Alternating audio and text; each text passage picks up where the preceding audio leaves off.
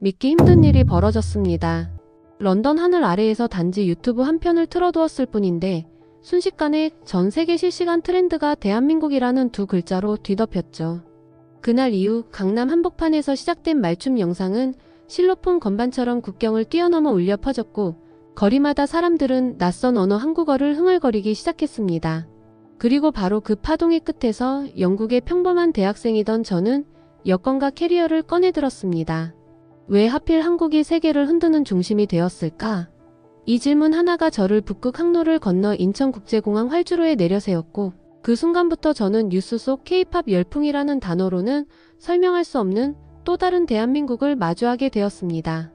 콘서트장은 지구 반대편 팬들의 발걸음으로 진동했고 밤거리에는 휴대폰을 테이블에 두고 떠나도 될 만큼 두터운 신뢰가 흐르고 있었어요. 지금부터 들려드릴 이야기는 싸이의 말춤이 일으킨 바람이 어떻게 세븐틴의 라이브로 이어졌고 그 라이브가 또 어떻게 안전 친절 문화라는 더 큰 한국을 증명했는지에 대한 기록입니다. 영상이 끝나는 순간 여러분은 깨닫게 되실 겁니다. 세계를 놀라게 만든 사건의 진원지는 화려한 무대가 아니라 대한민국 일상 그 자체였다는 사실을요. 끝까지 함께해 주시겠습니까? 잠깐 1초만 투자해서 좋아요, 구독 눌러주세요.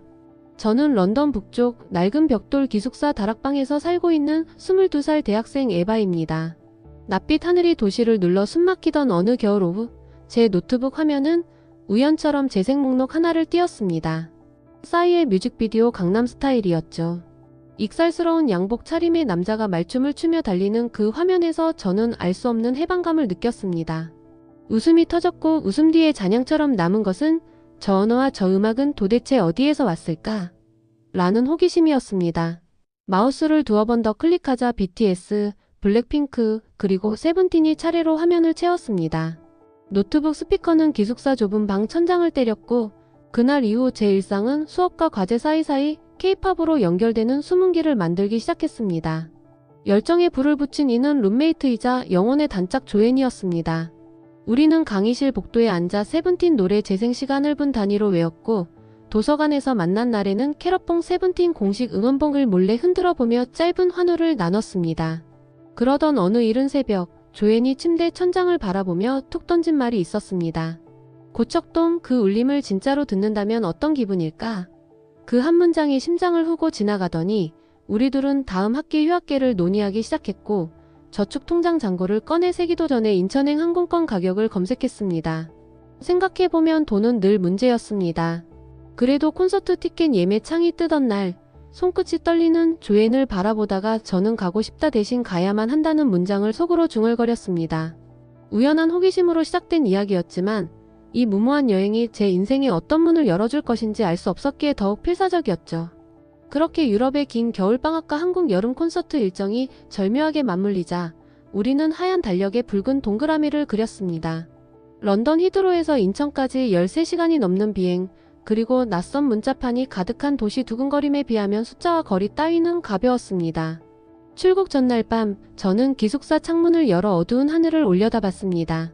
빗방울이 간간히 떨어지는 거리에서 버스가 지나갈 때마다 물보라가 가로등 불빛을 깨뜨렸고 그 반짝임이 마치 세븐틴 공연장에서 흔들릴 은빛 스테이지 조명을 예고하는 듯했습니다. 캐리어를 닫으며 마음속으로 3번쯤 다짐했습니다. 처음이자 마지막 여행이 될지라도 무대에서 내 이름이 들리는 것처럼 가슴에 새기자. 이튿날 히드로 공항 출국장 게이트 F. 영국 특유의 눅진한 비냄새가 따라붙었지만 여권에 찍힌 출국 도장이 모든 근심의 마침표를 찍어주었습니다. 비행기는 북극 항로를 따라 끝없는 어둠을 가르며 날아갔습니다. 구름 너머로 햇살이 번갈아 들었다 사라지고 기내 스크린에 뜨는 현지 시각은 익숙한 숫자를 지우고 새로운 세계 시차로 바뀌었습니다. 조앤과 저는 두 손을 모은 채 이어폰을 나눠 끼고 세븐틴 노래를 들었습니다. 어쩌면 콘서트 전부터 우리에게 필요한 것은 관객석이 아닌 비행기 좌석이었어요. 이 설렘 자체가 이미 무대니까요. 조앤이 속삭이자 저는 제 뺨이 속절없이 달아오르는 걸 느꼈습니다. 기내 공기가 건조해 입술이 살짝 트는 느낌마저도 여행의 프롤로그 같았습니다. 장장 13시간이 흐른 뒤 기장은 단호하지만 다정한 목소리로 도착을 알렸습니다. 현재 인천국제공항 기온은 섭씨 31도, 하늘은 맑습니다. 위에서 내려다본 활주로는 햇빛을 받아 거대한 은빛, 띠처럼 빛났고 낯선 대륙의 숨결이 창문 사이로 침투하기 시작했습니다. 착륙 충격이 발목으로 전해지자 저는 한국이라는 두 글자가 기체 울림과 함께 고막을 울리는 것 같았습니다. 입국장을 통과하자 공항 내부는 완전히 다른 질감의 공기를 품고 있었습니다. 한글과 영어가 번갈아 나타나는 전광판, 발 마사지 체험존에서 들려오는 기계음, 그리고 반투명 디지털 얼굴을 띤 안내 로봇이 헬로, 웰컴 투 코리아라고 말할 때 방울 같은 조명이 LED 눈동자에 번쩍였습니다. 저는 잠시 발걸음을 멈췄습니다. 여행의 첫 장면이 이미 비현실이라는 단어를 넘어선 공간이었으니까요. 런던 지하철역의 매캐한 바람 대신 이곳에는 향긋한 냉방 공기와 바삐 지나가는 사람들의 발걸음이 리듬처럼 얹혀 있었습니다. 짐을 찾아 리무진 버스를 타기까지 낯설음에 대한 경계와 호기심이 끝없이 교차했습니다. 그리고 그 교차점에서 예기치 않은 사건이 찾아왔습니다. 공항 청사 바깥 택시 승강장과 버스 승강장이 이어진 구역.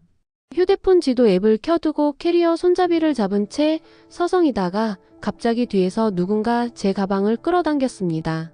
순식간에 머릿속이 새하얘졌습니다. 런던 지하철에서 지갑을 들고 뛰던 소매치기들의 그림자가 번쩍 스쳤습니다. 저는 반사적으로 헬프! 라고 외치며 캐리어를 끌어당겼고 청량함 같은 복도 소음이 멎은 듯 귀가 먹먹해졌습니다. 돌아보니 교복을 입은 또래 정도의 여학생이 눈을 동그랗게 뜬 채 얼어 있었습니다. 그녀는 곧박박하지만 엉성한 발음으로 말했습니다. 헤비백 헬프 소리. 그제야 상황이 눈에 들어왔습니다. 저보다 왜소한 학생이 무거워 보여서 캐리어를 들어주려다 제 비명을 맞은 것이었죠. 사과를 뱉어내며 연신 고개를 숙이는 그 학생 앞에서 저는 뜨거운 열기가 목까지 차오르는 것을 느꼈습니다. 런던에서 지독히도 익숙했던 위험 감각이 여기선 오히려 예의 없는 오해가 되어버린 순간 제 선입견이 쿵 하고 무너지는 소리. 그 충격은 지구 반대편으로 건너온 실감보다도 컸습니다. 학생은 끝내 캐리어를 버스 탑승구까지 옮겨주고는 굿 럭이라는 영어와 조심히 가세요라는 한국어를 섞어 인사한 뒤 교복 치마 자락을 여미며 사라졌습니다. 버스 창가에 앉아 그녀의 뒷모습을 바라보며 저는 초행길의 두려움이 언제부터였는지 모르게 따뜻한 안도감으로 뒤바뀌고 있음을 깨달았습니다. 16시간 전 히드로 활주로에서 가졌던 모든 걱정이 서서히 어깨를 비집고 내려가는 느낌이었습니다. 조앤이 옆에서 제 손을 잡더니 말했습니다. 우리가 생각한 한국보다 훨씬 더 깊은 이야기가 시작될 것 같아요. 저는 창문 너머로 펼쳐진 바다와 다리, 그리고 눈부신 여름 하늘을 바라보며 고개를 끄덕였습니다. 버스가 공항 고가도로를 빠져나올 때 차창에 묻은 작은 물방울이 햇빛을 받아 오팔처럼 빛났습니다. 그 빛이 제 눈동자에 번질 때마다 한국이라는 낯선 단어가 새로운 색채로 물드는 것 같았습니다. 이곳에서 제가 마주할 모든 장면, 야광봉 물결, 치킨 접시 위, 김이 피어오르는 순간, 그리고 밤거리에 환한 웃음이 다가올 영화를 위한 트레일러처럼 스쳐 지나갔습니다. 아직 본편은 시작도 하지 않았지만 심장은 이미 관객석을 가득 메운 첫 박수 소리를 꿈꾸고 있었죠. 그때 저는 몰랐습니다. 고척돔 스피커를 가로질러 울릴 베이스, 밤 10시가 넘은 홍대거리의 평온, 그리고 휴대폰을 테이블에 두고 자리를 비워도 되는 실내의 공기가 제 가치관을 어떻게 바꿔놓을지. 그러나 확실한 한 가지는 분명했습니다. 이 여행은 단지 K-팝을 향한 순수한 동경 이상으로 한국이라는 세 글자가 품은 숨은 이야기를 제 두 눈과 두 귀, 그리고 제 마음으로 새기게 할 것이라는 사실이었습니다. 버스가 서울 한복판으로 들어섰을 때 제 시계는 오후 6시를 넘기고 있었습니다. 창밖으로 보이는 도로 표지판엔 초록색 바탕 위에 하얀 한글과 영어가 나란히 적혀 있었고 차량 행렬은 늦은 퇴근길임에도 흐름을 유지한 채 부드럽게 흘러갔습니다. 창문을 따라 번져가는 주황빛 석양이 고층 빌딩 유리창에 차례차례 붙었다 떨어지기를 반복할 때마다 제 안에도 서서히 실감이 차올랐습니다. 아, 정말 한국에 도착했구나. 홍대 입구 정류장. 캐리어 바퀴가 인도 턱을 넘자 여름밤 특유의 습기가 얼굴을 감싸 안았습니다. 하지만 공기는 의외로 상쾌했습니다.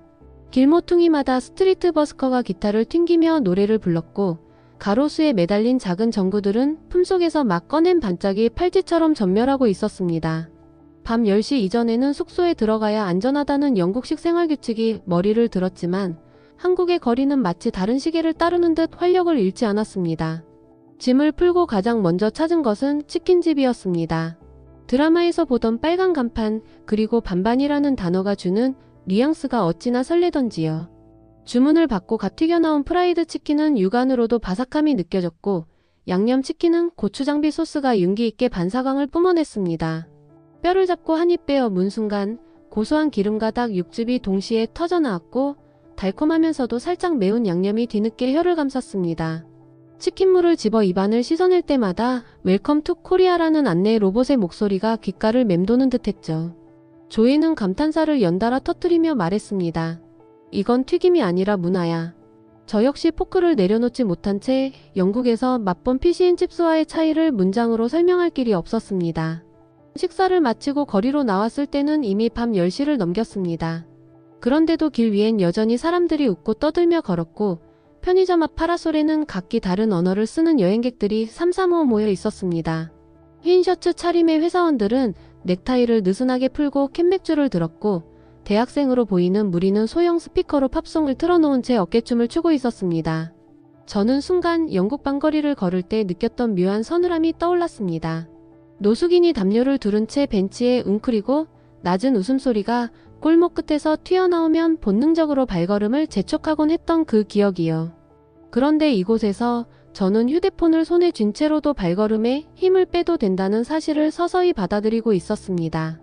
다음날 아침 우리는 합정동의 한적한 골목 카페에서 모닝커피를 마셨습니다. 바리스타는 유창한 영어로 메뉴를 설명했고 계산대 옆 팝업 스탠드에는 영어, 중국어, 일본어 가능합니다 라고 적혀 있었습니다. 커피잔 표면에 하얀 거품이 동그란 구름처럼 떠있는 모습을 바라보다가 저는 어제의 교복 학생을 떠올렸습니다. 안전을 가정한 친절이란 얼마나 강력한 문화일까? 런던에서라면 낯선 사람에게 말을 거는 건 위험이라는 전제가 있었지만 한국에서는 먼저 다가가도 괜찮다는 믿음이 바닥에 깔려있는 듯 했으니까요. 점심 무렵 우리는 콘서트장 사전 답사를 위해 고척 스카이돔으로 향했습니다. 지하철을 처음 타는 순간 깨끗한 플랫폼 바닥과 영어, 한국어, 중국어 안내방송이 동시에 울리는 풍경이 낯설 만큼 정돈되어 있었습니다. 객차 안에서는 대부분이 이어폰을 꽂거나 휴대폰으로 영상을 보고 있었고 목소리는 들리더라도 소음으로 번지는 법이 없었습니다. 손잡이에 매달린 광고 스티커엔 K-팝 콘서트 웰컴이라는 영어 문구가 적혀 있었고 그 아래 작은 QR코드를 찍으면 공연장 가는 최단 루트를 안내해 준다고 했습니다. 저는 QR코드를 스캔하며 잠시 웃음을 터뜨렸습니다. 팬들을 위한 도시라는 표현이 떠올랐거든요. 고척돔 외벽은 유리와 철골이 서로를 껴안고 있는 듯 웅장했습니다. 도착한 순간부터 광장 곳곳에는 캐럿봉을 든 팬들이 335 기념사진을 찍고 있었습니다. 하늘색, 분홍색, 은빛, 반짝이 티셔츠가 태양빛을 받아 현란하게 반사됐고 팬들 얼굴엔 기대감이 뚝뚝 묻어났습니다. 우리들도 그 열기 속에 섞여 셀카를 찍었습니다. 화면 속 제 얼굴은 햇빛에 조금 상기되어 있었고 목에 걸린 여권 지갑이 반짝이는 땀에 달라붙어 있었지만 미소 하나만큼은 세상 어느 때보다 깔끔했습니다.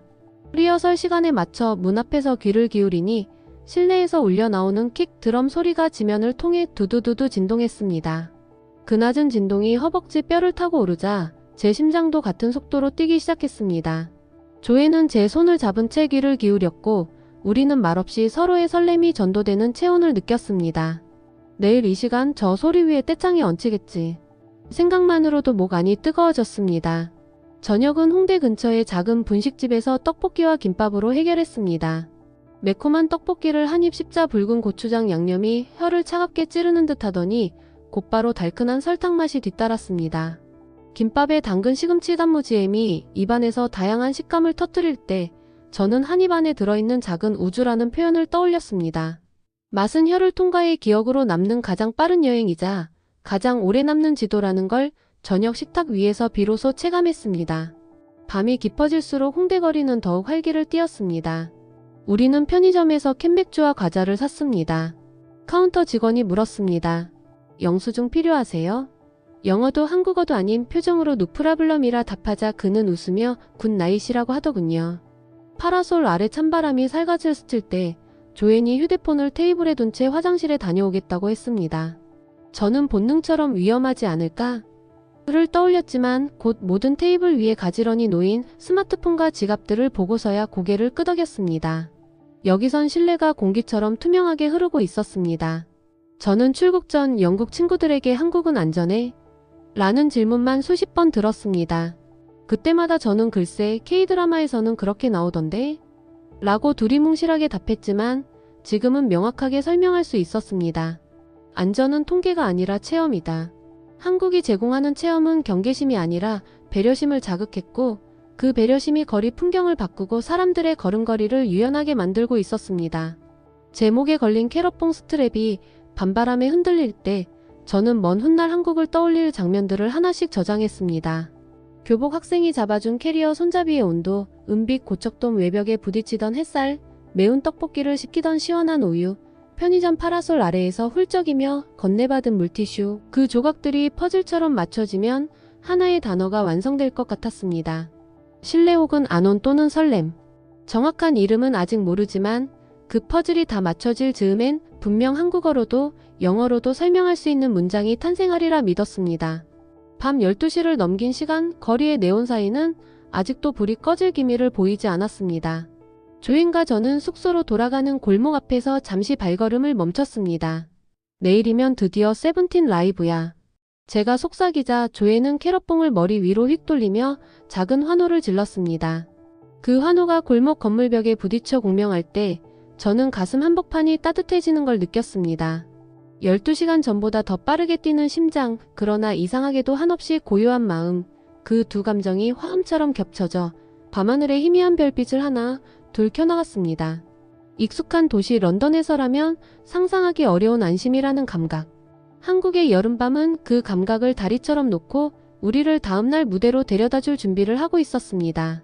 이제 단 하나 남은 숙제는 내일 무대에서 울릴 첫 베이스 드럼 소리에 제 심장이 얼마나 크게 대답할 수 있을까? 그 끝없는 물음표뿐이었습니다. 콘서트 당일 아침부터 제 심장은 드럼 스틱으로 두드리는 팀파니처럼 울렸습니다. 숙소 창문을 여니 이른 햇살이 회색 건물 외벽을 사선으로 긁고 있었고 그 빗줄기 사이로 작은 먼지 입자들이 떠다녔습니다. 저는 목욕 수건을 턱 밑까지 끌어올린 채 거울 앞에 섰습니다. 오늘 고척돔. 한글 자모를 입술로 굴리는 순간 어딘가에서 전율이 피어올랐습니다. 지하철 입구 계단을 내려가자 캐럿봉을 든 팬들이 행렬을 이뤘습니다. 잉크 냄새 짙은 슬로건 배너가 바람에 펄럭이고 핸드메이드 부채에는 멤버 얼굴이 색색으로 인쇄돼 있었죠. 개찰구를 통과하며 보니 어떤 팬은 첫내한 혼자지만 괜찮아요 라고 적힌 손팻말을 들고 있었습니다. 저는 그 문구의 이유 모를 울컥함을 느꼈습니다. 이 도시는 정말 낯선 사람도 안전하게 혼자 설 수 있는 공간을 마련해 주는구나라는 깨달음이 스르르 스며들었습니다. 정오 무렵 고척돔 주경기장 앞 광장은 이미 축제장이었습니다. 공식 굿즈 텐트 앞 대기줄은 끝이 보이지 않았지만 줄 관리 스태프들은 농담을 건네며 물을 나눠주었습니다. 누군가는 제 옆에서 어디서 오셨나요? 영어로 말을 걸었고 저는 런던이라고 답하자 곧장 웰컴 투 K 캐럿 월드 라는 유쾌한 외침을 받았습니다. 사회적 거리감이 순간적으로 사라지는 경험이랄까요? 낯선 도시가 하나의 커다란 거실로 변해가는 느낌이었습니다. 입장 시간이 가까워졌습니다. 광장 스피커에서 리허설 음이 새어나오자 술렁임이 파도처럼 번졌습니다. 저는 목덜미가 달아올라 무의식적으로 숨을 들이켰습니다. 조앤이 제 손목을 잡으며 속삭였습니다. 우리가 여기까지 왔다는 사실 믿겨요?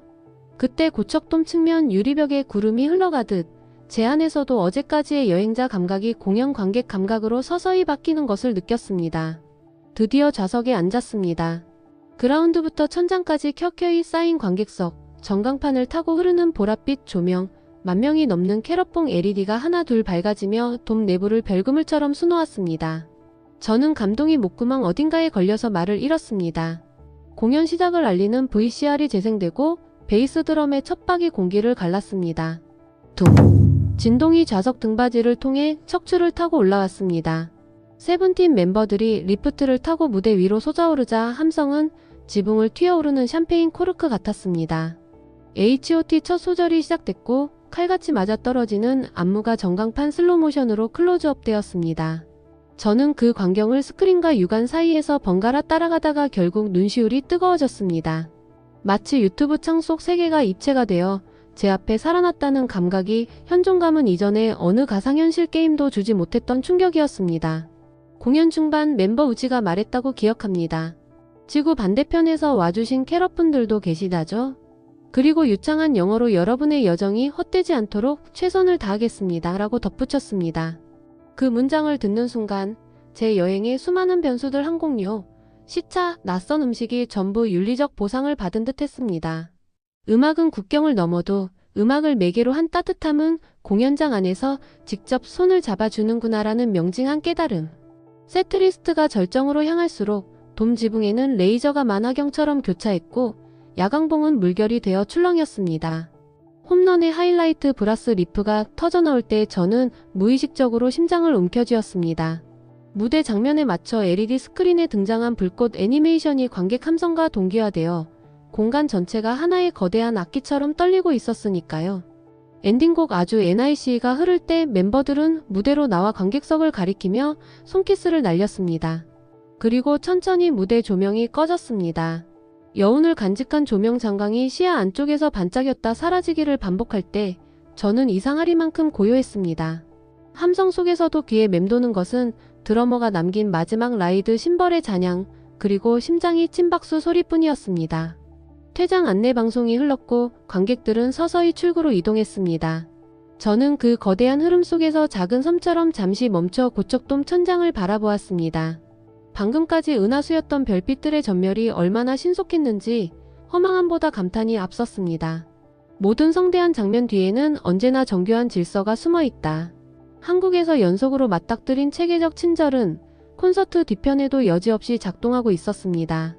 좌석 청소 요원들은 이미 통로로 들어와 빈 캐럿봉 배터리를 분리수거하고 있었고 그들의 발걸음은 음악이 끝난 뒤에도 조용한 리듬을 이어가는 마디 같았습니다.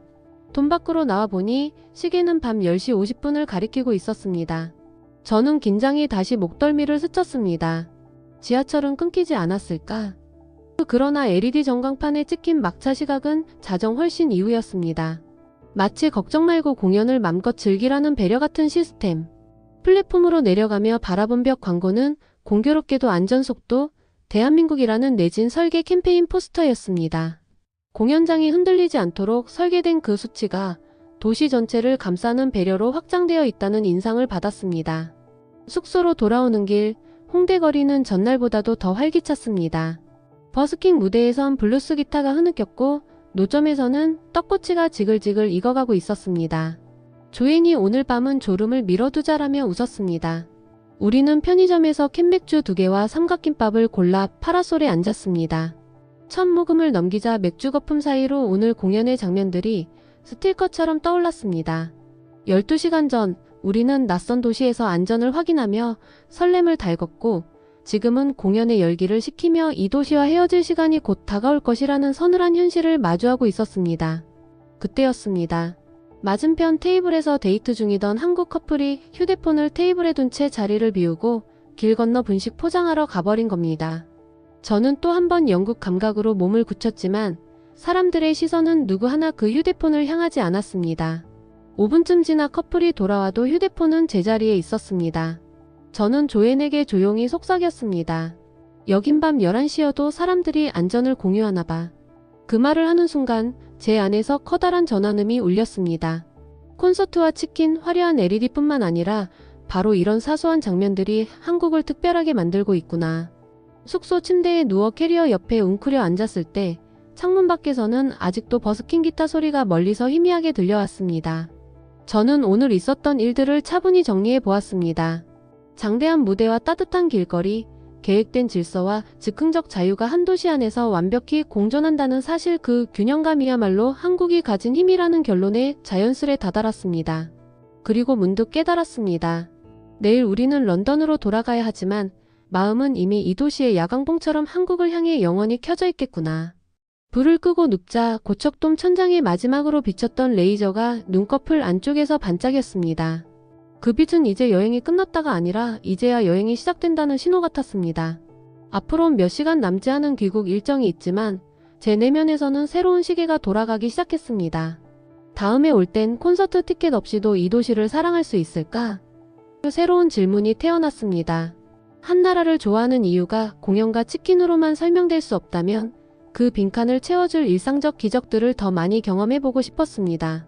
그렇게 밤은 한국어 자막 없는 감성 다큐처럼 흘러갔습니다. 엔딩 크레딧은 아직 나오지 않았습니다.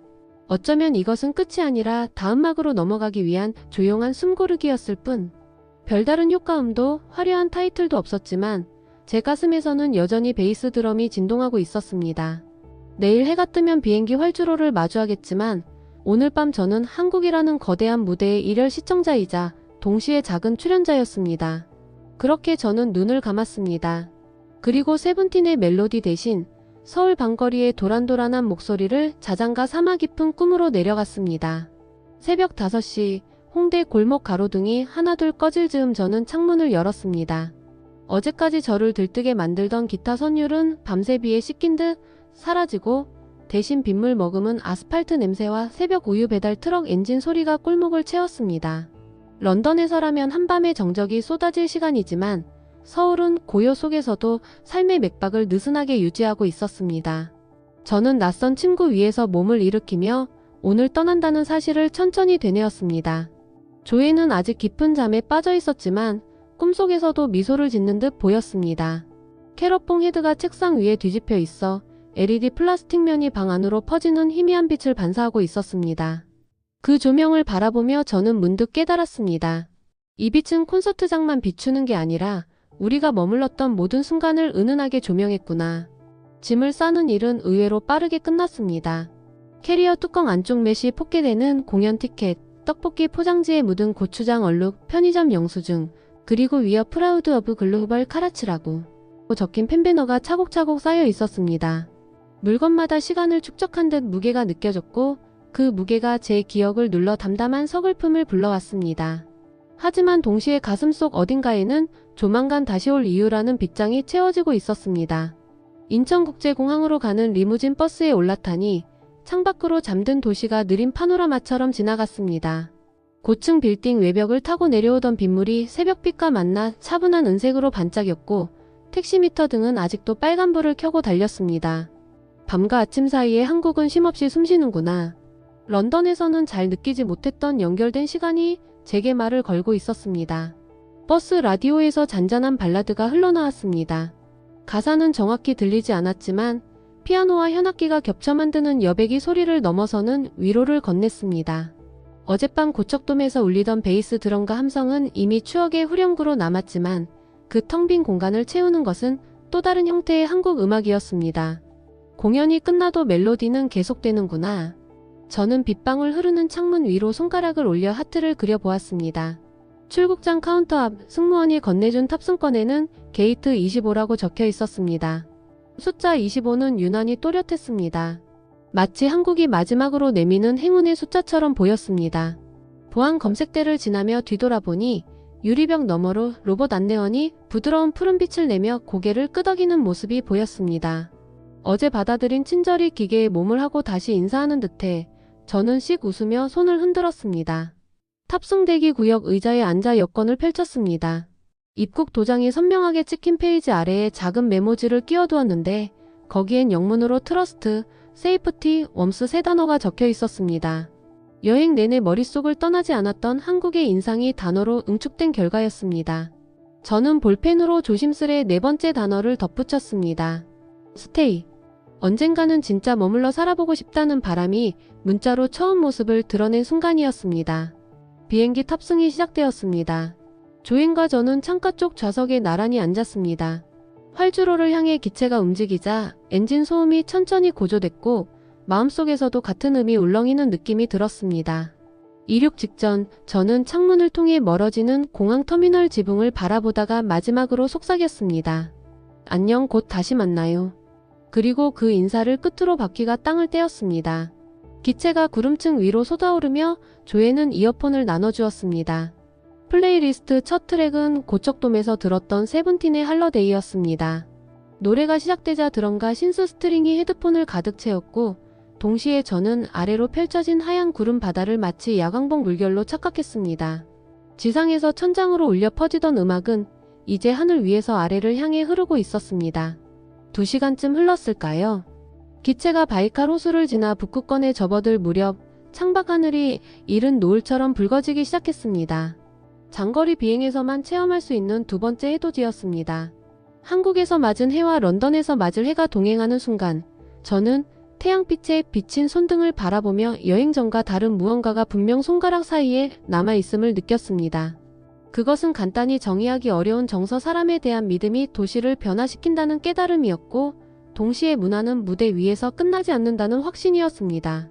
히드로 공항 착륙을 알리는 기내 방송이 나왔습니다. 비행기 문이 열리고 런던 특유의 서늘한 공기가 기체 안으로 밀려들어왔습니다. 반갑다기보다 낯설었습니다. 며칠 사이에 제가 바뀌었다는 증거였죠. 수화물 벨트에서 캐리어를 찾으며 주황색 컨베이어 바퀴가 돌아가는 소음을 들었습니다. 그 기계음이 인천국제공항의 안내 로봇 목소리를 연상케 했습니다. 멀리 떨어진 두 공항은 제 기억 안에서 친절이라는 선으로 연결되어 있었습니다. 기숙사로 돌아오니 벽난로 겸 라디에이터는 아직 작동하지 않았고 방 안엔 눅진한 먼지 냄새가 가라앉아 있었습니다. 저는 침대맡에 앉아 캐리어 지퍼를 열었습니다. 가장 위에 올려둔 펜배너가 먼저 눈에 들어왔습니다. 세븐틴 월드 투어 땡큐. 그 밑에 치킨 양념이 묻은 물티슈 포장지, 홍대 편의점 영수증, 교복 학생이 환하게 웃던 순간을 담은 폴라로이드 사진이 겹겹이 쌓여 있었습니다. 물건을 꺼내 양탄자 위에 늘어놓다가 저는 문득 이것이야말로 다큐멘터리의 아카이브가 아닐까 하는 생각이 들었습니다. 레코딩 장비 하나 없이도 저는 한국이라는 감성 다큐를 온몸으로 기록해 온 셈이니까요. 조회는 후드티 차림으로 문을 밀고 들어오며 외쳤습니다. 에바, 우리 다시 돌아가야 해. 더 오래, 더 깊게. 저는 웃으며 고개를 끄덕였습니다. 그리고 노트북을 열어 새로운 검색창을 띄웠습니다. 한국 장기 어학연수 커서가 깜빡이는 칸에 단어를 입력하는 순간 마음 한쪽에서 보증된 안정과 완성도 높은 일상이 손을 들어 환영해주는 듯 했습니다. 밤늦도록 두 사람은 기억을 퍼즐 맞추기 하듯 정리했습니다. 지하철 안내방송의 고른 톤, 떡볶이 국물처럼 진한 고추 냄새, 고척돔 천장 레이저가 그리던 선, 그리고 무대 위 멤버들이 건넨 고맙습니다 라는 한국어. 퍼즐이 맞춰질 때마다 환한 그림이 완성되었습니다. 제목을 붙이자면 안전이 일상이 된 나라, 문화가 거리로 흘러나오는 도시 정도가 어울리겠지요. 새벽 2시, 런던 빗소리가 창틀을 두드렸지만 제 가슴속엔 여전히 서울의 여름밤 바람이 도는 듯 했습니다.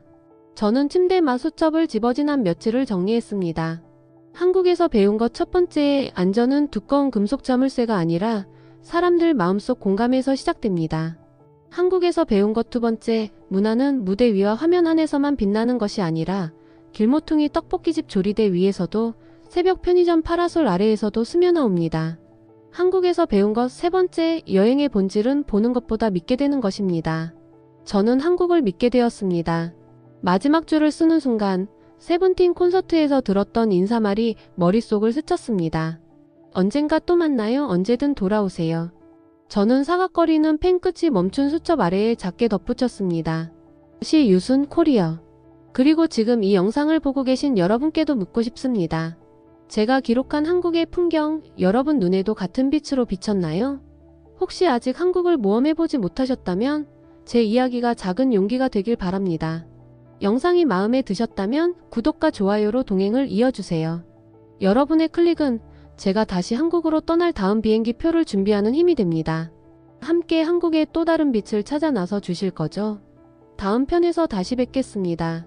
안전하고 따뜻한 그리고 끝없이 매혹적인 대한민국으로. 감사합니다.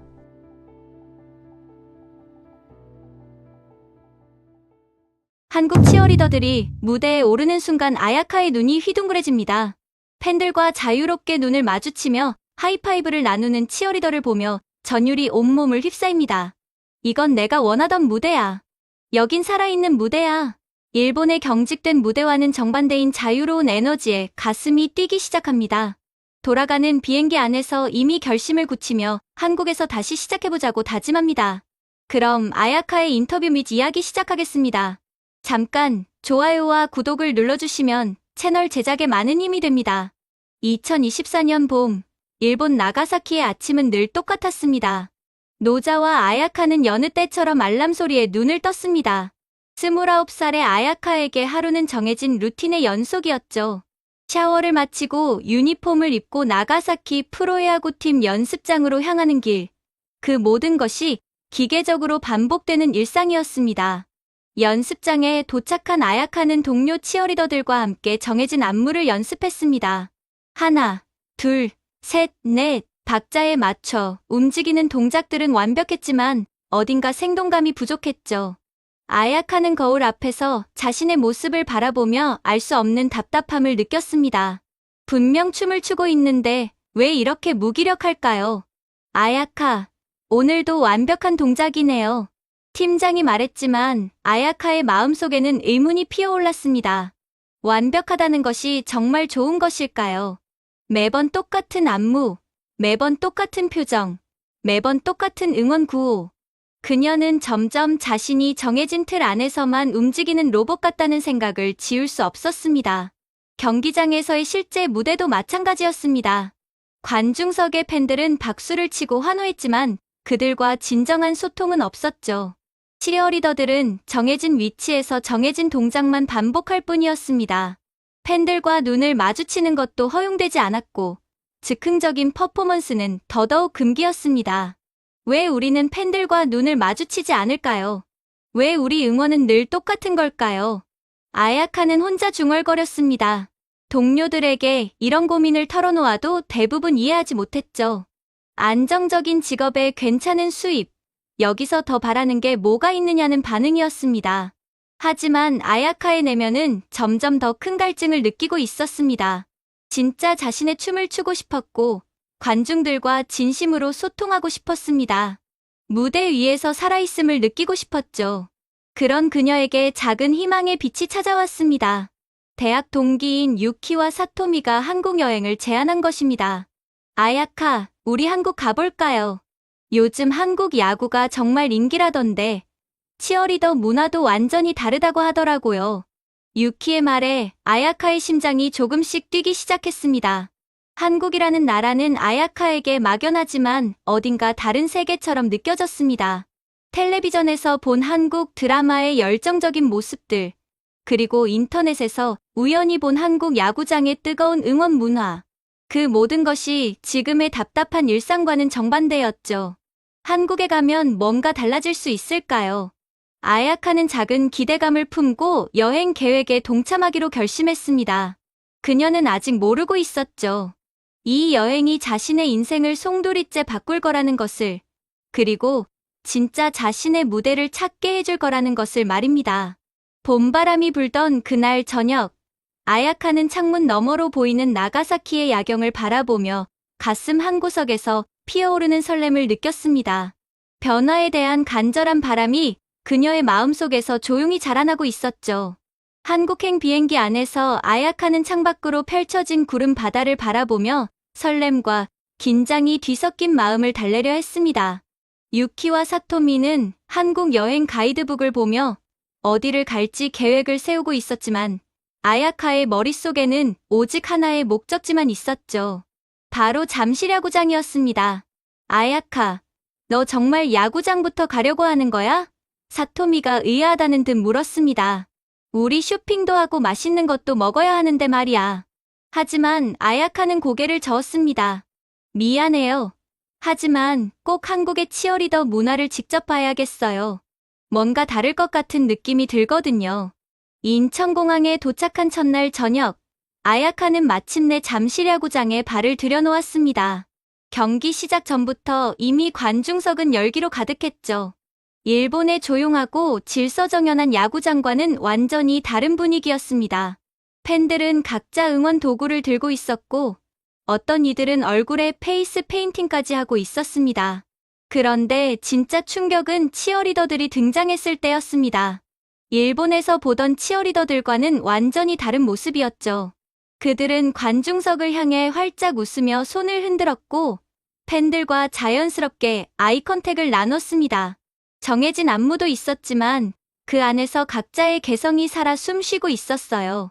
와! 관중석에서 터져나오는 환호성은 일본과 비교할 수 없을 정도로 뜨거웠습니다. 팬들은 치어리더들의 이름을 부르며 응원했고 치어리더들은 그에 화답하듯 더욱 역동적인 퍼포먼스를 보여줬죠. 아야카는 그 순간 전율을 느꼈습니다. 이것이야말로 진짜 살아있는 무대였어요. 특히 한 치어리더가 즉흥적으로 관중들과 함께 응원 구호를 만들어내는 모습을 보며 아야카의 심장은 더욱 격렬하게 뛰기 시작했습니다. 이건 내가 원하던 무대야. 여긴 살아있는 무대야. 그녀는 속으로 외쳤습니다. 일본에서는 상상도 할 수 없는 자유로움이었죠. 7회 말 공격이 시작되자 관중석은 더욱 뜨거워졌습니다. 치어리더들이 무대 위에서 펼치는 퍼포먼스는 단순한 응원을 넘어선 하나의 예술 작품 같았어요. 그들은 팬들과 하나가 되어 경기장 전체를 하나의 거대한 축제로 만들어 놓았습니다.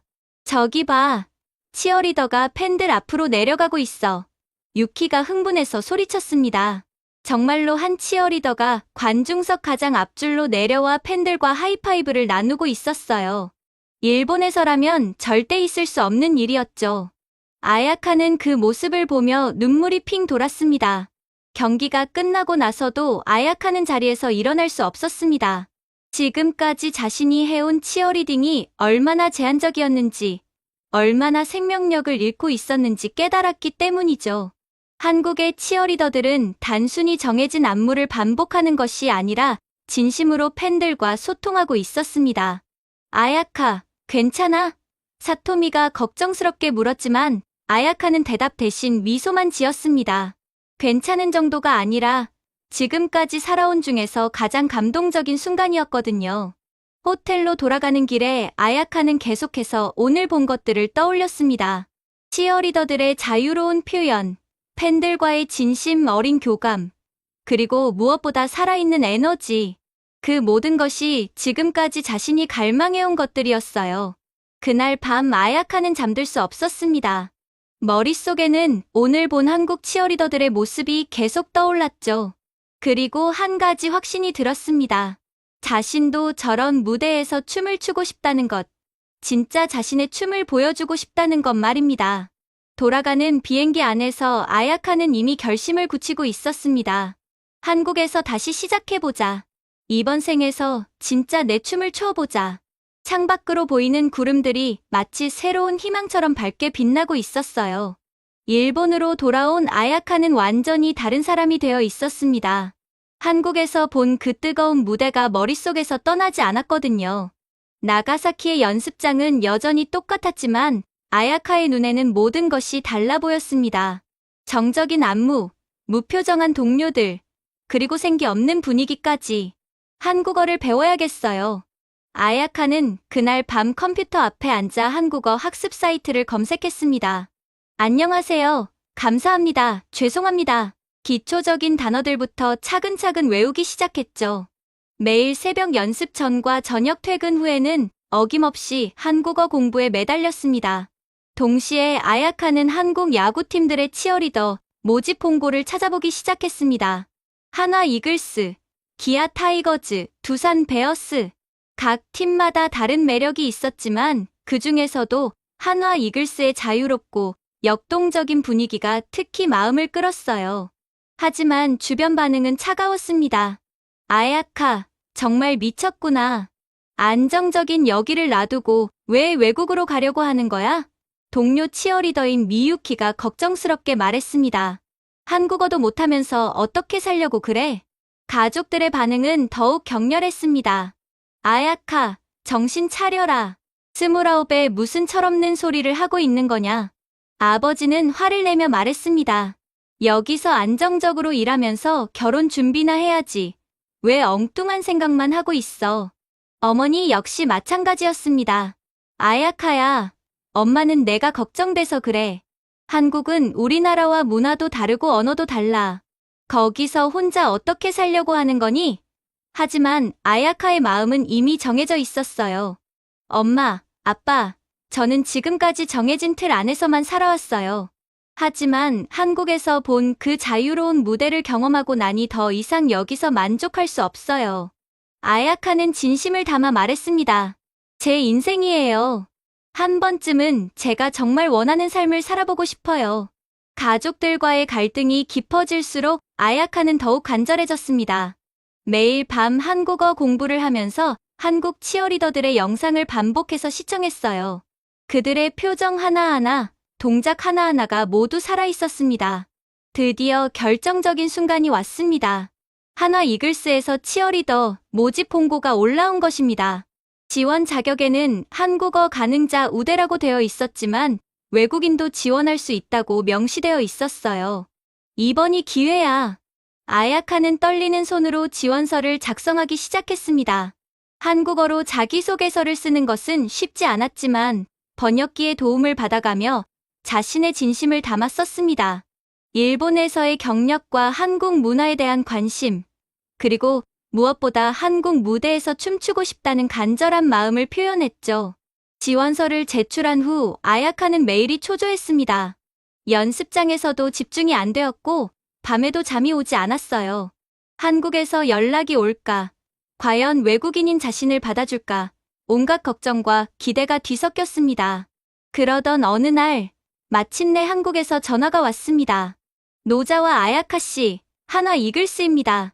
1차 서류 전형에 합격하셨습니다. 오디션 일정을 안내해드리겠습니다. 전화를 받은 아야카는 기쁨과 동시에 두려움을 느꼈어요. 정말 가야 하는 건가? 잠시 망설였지만 한국에서 본 그 뜨거운 무대를 떠올리자 용기가 솟아났습니다. 엄마, 아빠, 저 한국으로 가겠어요. 아야카는 가족들 앞에서 폭탄 선언을 했습니다. 정말 미쳤구나. 아버지는 고개를 저었지만 아야카의 결연한 표정을 보고는 더 이상 말리지 않았습니다. 알았다. 하지만 후회해도 늦어.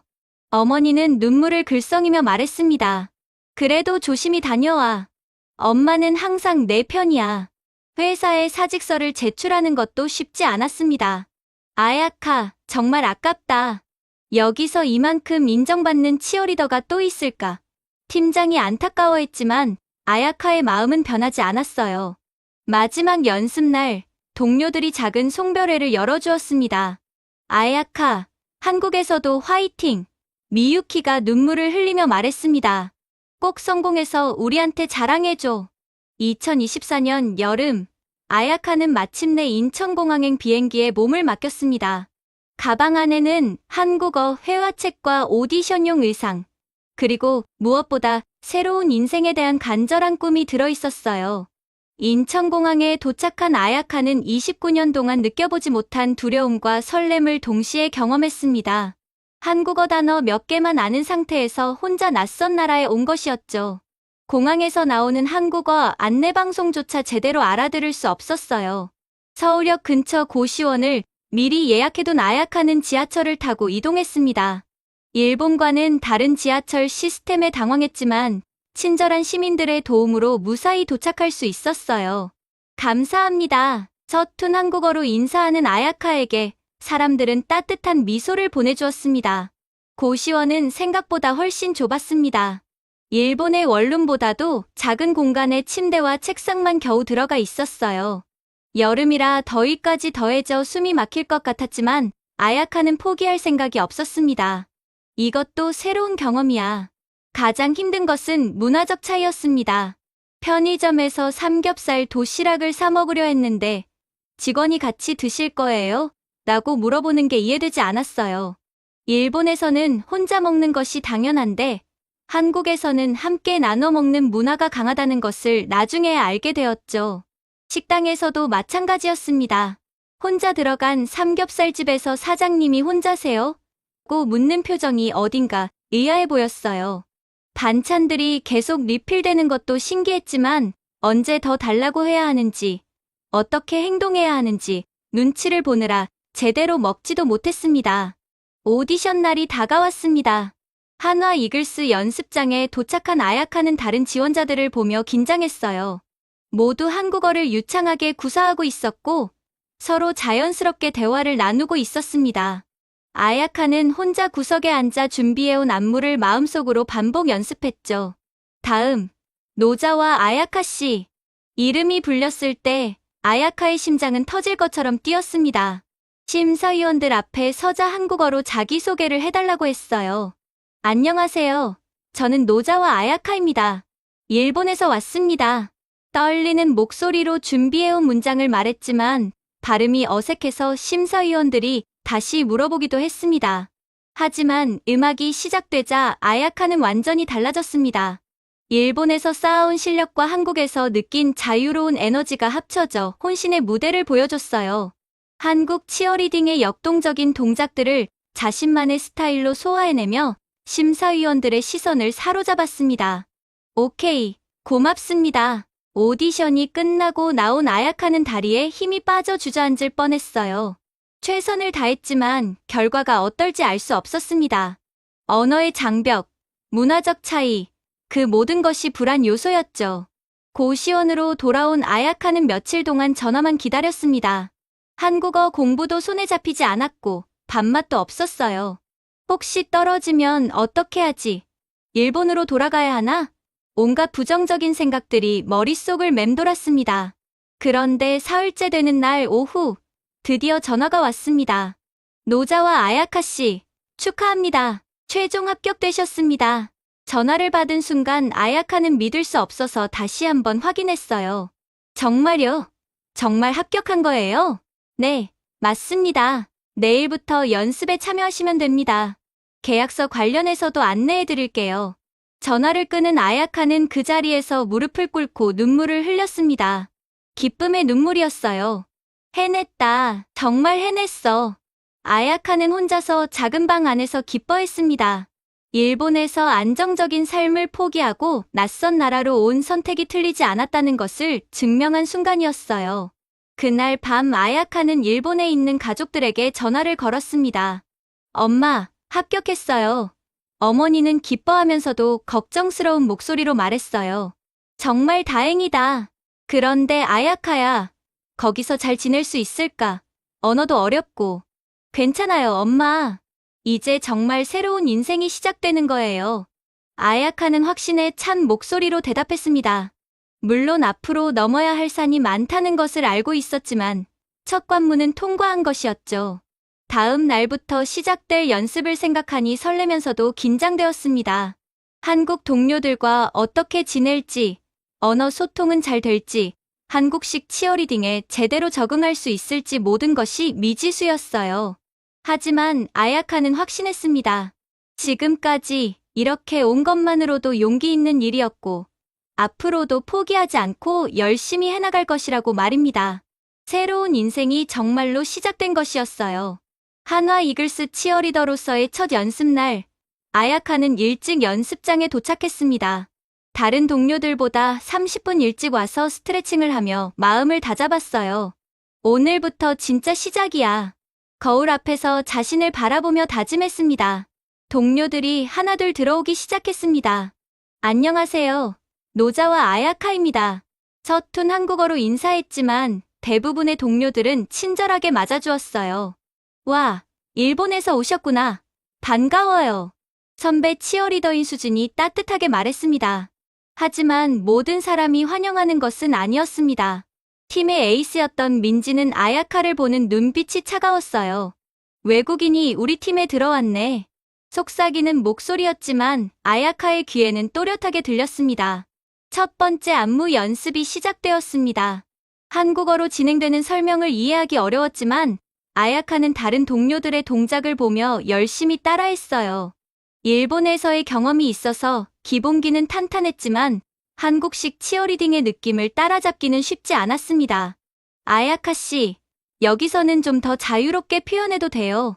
코치가 조언해 주었지만 아야카는 여전히 일본식의 정형화된 동작에서 벗어나지 못했어요. 오랫동안 몸의 밴 습관을 바꾸는 것은 생각보다 어려웠습니다. 점심시간이 되자 동료들은 자연스럽게 무리를 지어 함께 식사를 했습니다. 아야카도 함께 가려고 했지만 어딘가 어색한 분위기였어요. 아야카 씨도 같이 가실래요? 수진이 물었지만 몇몇 동료들의 표정은 그리 반갑지 않아 보였습니다. 식당에서의 대화 역시 자연스럽지 못했습니다. 다들 한국어로 빠르게 대화하는데 아야카는 절반도 이해할 수 없었어요. 가끔 영어로 설명해 주려고 하는 동료들도 있었지만 미묘한 소외감은 지울 수 없었습니다. 민지 언니, 저 사람 때문에 우리 팀 분위기 이상해지는 것 같지 않아? 화장실에서 우연히 들은 후배들의 대화였습니다. 맞아. 의사소통도 안 되고. 왜 뽑았을까? 아야카는 가슴이 철렁했지만 모른 척하고 지나갔어요. 첫 무대 준비가 시작되었습니다. 잠실 야구장에서의 데뷔 무대였죠. 아야카는 떨리는 마음으로 유니폼을 입었어요. 일본에서 입던 것과는 다른 스타일이었지만 훨씬 역동적이고 자유로운 느낌이었습니다. 자, 오늘이 아야카의 첫 무대네요. 긴장하지 말고 즐겨요. 코치가 격려해 주었지만 아야카의 심장은 터질 것처럼 뛰었어요. 과연 한국 팬들이 자신을 받아들여줄까 하는 걱정이 앞섰습니다. 드디어 무대에 오르는 순간 관중석에서 터져 나오는 환호성을 들었습니다. 우와, 새로운 치어리더다. 예쁘다. 팬들의 반응은 생각보다 뜨거웠어요. 아야카는 그 순간 일본에서 느끼지 못했던 해방감을 경험했습니다. 음악이 시작되자 아야카는 모든 것을 잊고 춤에 몰입했습니다. 연습 때는 어색했던 동작들이 무대 위에서는 자연스럽게 이어졌어요. 팬들과 눈을 마주치며 웃는 것도 처음엔 어색했지만 점점 익숙해졌습니다. 아야카, 아야카. 일부 팬들이 아야카의 이름을 부르기 시작했어요. 일본에서는 상상할 수 없는 일이었습니다. 치어리더, 개인의 이름을 부르며 응원하는 문화 말이죠. 아야카는 그 순간 진정한 감동을 느꼈습니다. 무대가 끝나고 나서 동료들의 반응은 복잡했습니다. 와, 팬들 반응 정말 좋았네. 수진이 기뻐했지만 민지는 시큰둥한 표정이었어요. 초반이니까 그런 거지. 나중에 보면 알 거야. 하지만 진짜 변화는 소셜미디어에서 일어났습니다. 아야카의 첫 무대 영상이 올라가자 댓글이 폭주하기 시작했어요. 새로운 치어리더 너무 예쁘다. 일본에서 온 거야? 대박, 춤도 잘 추네. 대부분 긍정적인 반응이었습니다. 특히 한 팬은 직접 만든 도시락을 경기장 입구에서 전달해주기도 했어요. 아야카 씨, 한국 음식 좋아하세요? 제가 직접 만든 김밥이에요. 그 팬의 따뜻한 마음에 아야카는 또 한 번 감동받았습니다. 연습장으로 돌아온 아야카는 새로운 결심을 했습니다. 나는 단순히 치어리더가 아니라 한국 문화를 진심으로 이해하고 사랑하는 사람이 될 거야. 언어의 장벽과 문화적 차이는 분명 존재했지만 포기할 이유는 아니었어요. 그날 밤 아야카는 한국어 공부를 더욱 열심히 했습니다. 동료들과 자연스럽게 대화하고 싶었고 팬들과도 더 깊이 소통하고 싶었거든요. 한국 드라마도 보고 한국 음식도 더 많이 시도해보기로 했습니다. 언젠가는 모든 사람들이 나를 진짜 팀의 일원으로 받아들여줄 거야. 아야카는 거울 앞에서 다짐했습니다. 첫 무대의 성공은 시작에 불과했지만 분명한 희망이었어요. 2025년 초 아야카가 한국에서 치어리더로 활동한 지 6개월이 지났을 때였습니다. 어느 정도 한국 생활에 적응했다고 생각하던 그때 예상치 못한 연락이 왔어요. 일본 최고의 명문팀 요미우리 자이언츠에서 스카우트 제안이 들어온 것입니다. 노자와 아야카 씨, 요미우리 자이언츠 치어리더 팀 매니저입니다. 전화를 받은 아야카는 깜짝 놀랐어요. 요미우리 자이언츠는 일본 프로야구계의 최고 명문팀이었거든요. 저희가 아야카 씨의 한국에서의 활동을 지켜봤는데 정말 인상적이었습니다. 제안 내용은 상상을 초월했습니다. 전속 계약의 기존 연봉의 3배, 일본 주요 방송사 출연 보장, 그리고 개인 광고 촬영 기회까지. 이건 일본 치어리더로서는 최고의 조건입니다. 한국에서의 경험을 바탕으로 일본 치어리딩 문화에 새로운 바람을 불어넣어 주셨으면 합니다. 전화를 끄는 아야카는 한동안 멍하니 서 있었습니다. 일본에 있을 때 꿈꿔왔던 최고의 기회가 눈앞에 펼쳐진 것이었어요. 요미우리 자이언츠의 치어리더가 된다는 것은 일본에서 최고의 위치에 오르는 것과 같았습니다. 그날 밤 일본에 있는 가족들에게 전화를 걸었습니다. 아야카, 정말이야? 요미우리에서 제안이 왔다고? 어머니는 흥분을 감추지 못했어요. 그럼 이제 한국에서 고생할 필요 없이 일본으로 돌아올 수 있겠네. 아버지도 마찬가지였습니다. 아야카야, 이게 바로 기회라는 거다. 한국에서 쌓은 경험도 있고 이제 일본에서 제대로 된 대우를 받을 수 있잖아. 당연히 돌아와야지. 친구들도 모두 같은 반응이었어요. 하지만 아야카의 마음은 복잡했습니다. 한국에서의 6개월은 단순히 치어리더로 활동한 시간이 아니었어요. 진정한 자신을 찾아가는 여정이었거든요. 팬들과의 진심 어린 교감, 동료들과 서서히 쌓아가는 우정, 그리고 무엇보다 무대 위에서 느끼는 살아있는 에너지. 수진 언니, 저 고민이 있어요. 아야카는 가장 가까워진 동료인 수진에게 털어놓았습니다. 일본에서 정말 좋은 제안이 왔는데 어떻게 해야 할지 모르겠어요. 수지는 잠시 놀란 표정을 지었지만 이내 이해한다는 듯 고개를 끄덕였어요. 아야카야, 그건 내가 결정할 일이야. 하지만 한 가지는 확실해. 너는 여기서 정말 많이 변했어. 처음 왔을 때와는 완전히 다른 사람이 됐거든. 수진의 말에 아야카는 가슴이 뭉클했습니다. 정말로 그랬어요. 한국에 온 초기에는 언어와 문화의 장벽 때문에 힘들어했지만 이제는 팬들과 한국어로 자연스럽게 소통하고 있었습니다. 김치찌개도 좋아하게 되었고 한국 드라마를 보며 웃고 우는 자신을 발견했어요. 내가 진짜 원하는 삶은 뭘까? 아야카는 한강공원에 나가 혼자 생각에 잠겼습니다. 돈인가, 명예인가, 아니면 나다운 삶인가? 한강을 바라보며 지난 6개월을 되돌아봤어요. 한국에서의 첫 무대, 팬들이 자신의 이름을 불러주던 순간, 동료들과 함께 연습하며 쌓아온 추억들, 그리고 무엇보다 무대 위에서 진정한 자신을 표현할 수 있었던 자유로움. 이 모든 것들이 돈으로 살 수 있는 것들일까요? 며칠 동안 고민한 끝에 아야카는 충격적인 결정을 내렸습니다. 일본에 가겠습니다. 단, 한 시즌만요. 그리고 반드시 다시 돌아올 거예요. 요미우리 관계자는 조건이 특이하다며 당황했지만 결국 받아들였어요. 한화 이글스 팀에 이 소식을 전할 때가 가장 어려웠습니다.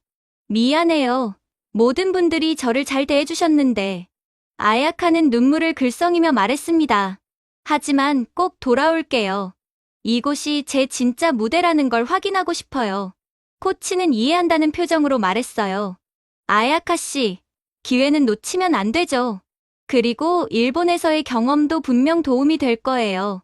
언제든 돌아오고 싶으면 연락하세요. 동료들의 반응은 복잡했습니다. 수지는 아쉬워하면서도 응원해 주었고, 민지는 역시 외국인은 외국인이네라며 차가운 반응을 보였어요. 하지만 대부분의 동료들은 아야카의 선택을 이해해 주었습니다. 마지막 경기 날, 팬들에게 인사를 하는 아야카의 모습은 많은 사람들에게 감동을 주었어요. 한 시즌 동안 일본에 다녀올게요. 하지만 꼭 돌아올 거예요. 이곳이 제 집이니까요. 서툰 한국어였지만 진심이 담긴 인사의 팬들은 박수와 응원을 보내주었습니다. 아야카, 일본에서도 화이팅! 빨리 돌아와. 팬들의 응원 소리가 경기장을 가득 메웠어요. 아야카는 그 순간 자신의 선택이 틀리지 않았다는 확신을 가졌습니다. 떠나는 날 인천공항에서 아야카는 지난 6개월을 되돌아봤습니다. 처음 한국에 왔을 때의 두려움과 설렘, 그리고 지금의 아쉬움과 기대감. 모든 감정이 복잡하게 얽혀 있었어요. 일본에서 한 시즌을 보내고 나면 더 확실해질 거야.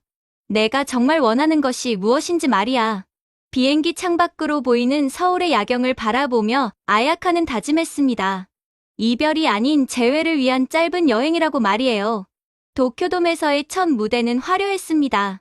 일본 언론들이 줄지어 취재를 나왔고 한국에서 돌아온 유망 치어리더라는 타이틀로 아야카를 조명했어요. 요미우리 자이언츠의 화려한 유니폼을 입고 서는 순간 아야카는 일본 치어리더로서 최고의 자리에 올랐다는 뿌듯함을 느꼈습니다.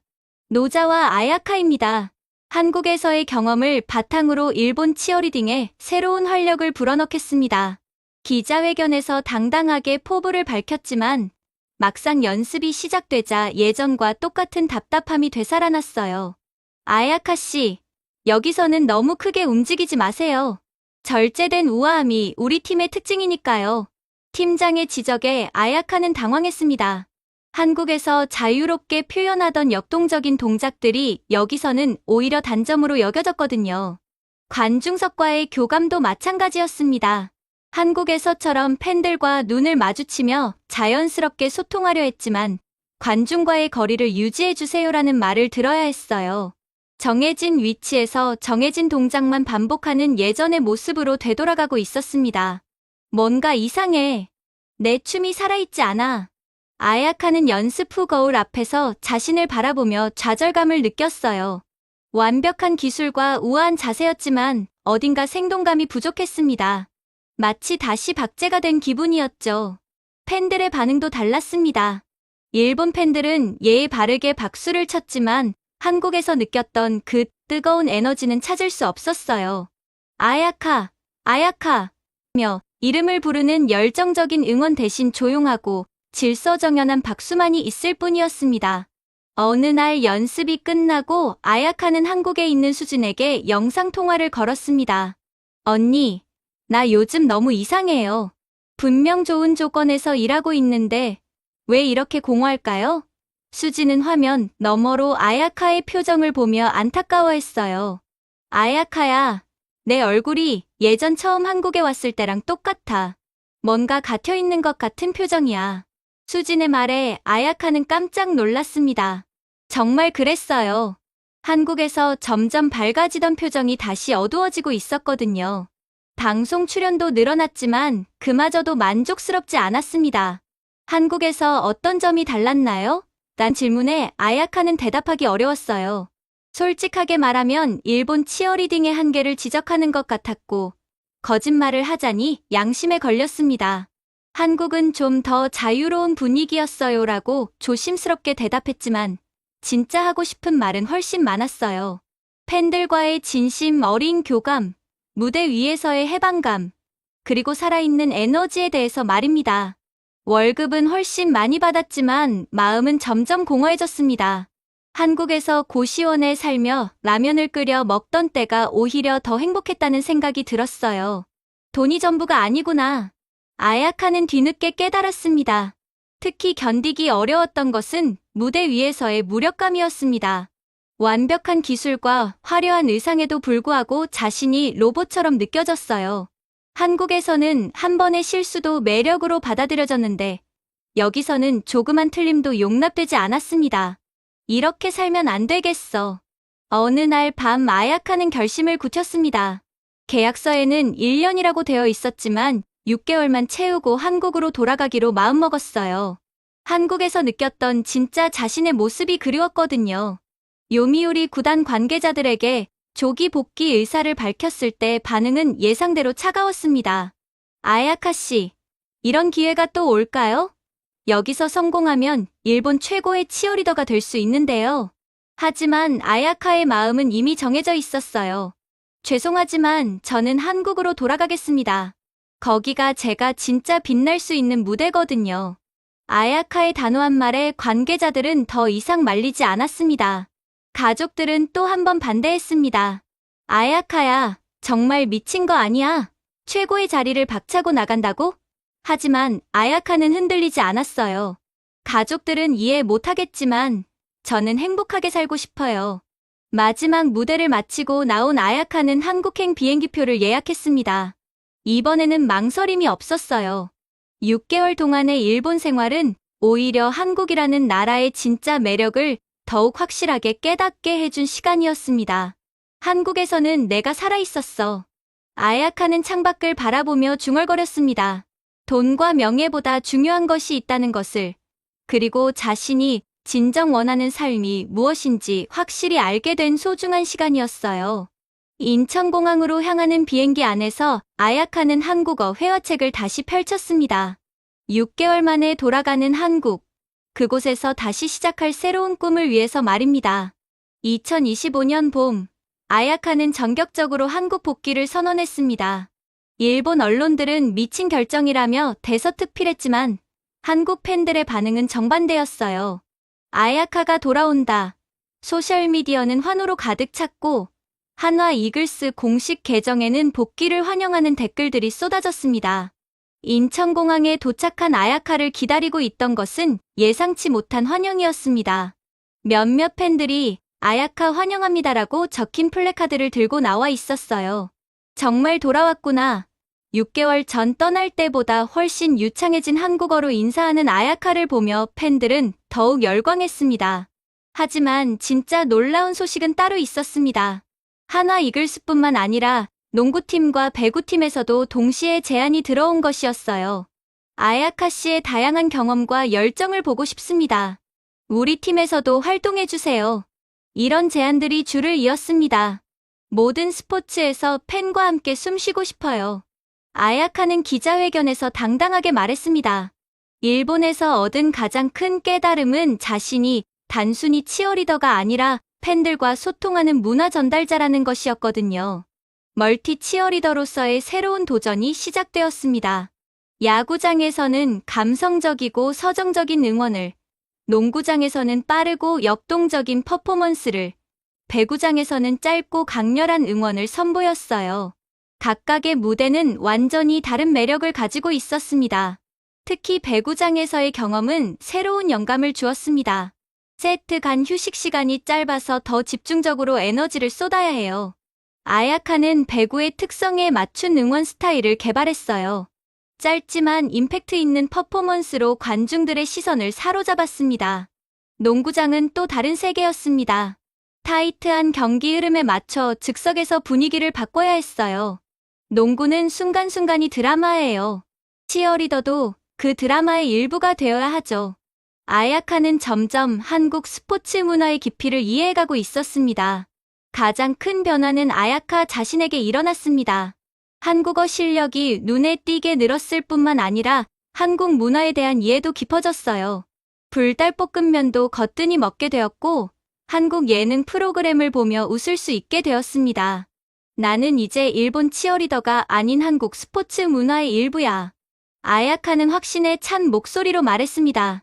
단순히 외국인 치어리더가 아니라 한국 스포츠 문화를 함께 만들어가는 동반자가 된 것이었어요. 주거 환경도 완전히 달라졌습니다. 좁고 더웠던 고시원 대신 쾌적한 오피스텔에서 생활하게 되었어요. 한국 요리도 직접 해먹을 수 있게 되었고 김치 냉장고까지 장만했습니다. 이제 정말 한국 사람이 된 기분이에요. 무엇보다 아야카는 한국에서 포용을 배웠습니다.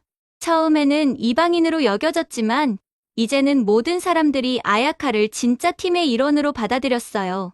아야카 언니, 우리 저녁 같이 먹어요. 후배 치어리더들이 자연스럽게 말을 걸어왔습니다. 팬들과의 관계도 특별해졌습니다. 아야카님, 일본 갔다 오시더니 한국말이 더 늘었네요. 이제 완전히 우리 사람이에요. 팬들은 아야카를 이방인이 아닌 이웃으로 받아주었습니다. 새로운 꿈도 생겼습니다. 아야카는 치어리더 아카데미 설립을 준비하기 시작했어요. 나처럼 꿈을 좇는 외국 친구들에게도 이 무대의 문을 열어주고 싶어요. 자신의 경험을 바탕으로 다른 사람들에게도 기회를 주고 싶었습니다. 한일 문화 교류에도 적극적으로 참여했습니다. 한국의 치어리딩 문화를 일본에 소개하고 일본의 정밀한 기술을 한국에 전달하는 가교 역할을 자처했어요. 두 나라의 좋은 점을 합치면 더 멋진 무대를 만들 수 있을 거예요. 아야카는 이제 단순한 치어리더가 아닌 문화 교류의 상징이 되었습니다.